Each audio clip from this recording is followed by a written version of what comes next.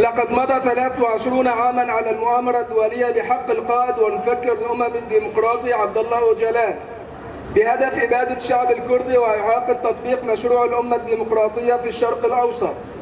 وعليه فإننا نحيي المقاومة التاريخية للقائد أوجلان في معتقل إمرالي. فعلى مدار هذه السنوات تخطت أفكار وفلسفة القائد أوجلان حدود الدول والقارات،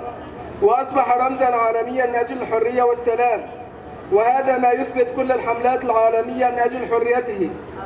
وعلى الرغم من كل أشكال العزلة والتجريد المشددة بحقه لم يرجع خطوة واحدة إلى الوراء، بل بذل جهوداً جبارة من أجل حل القضية الكردية العادلة وقضايا الشعوب بالطرق السلمية. حياني أمر بارخ آزاد نكن أمي هرتم دختي دجمني لسر ماتمي ورشي كرن أم دخازن أم بان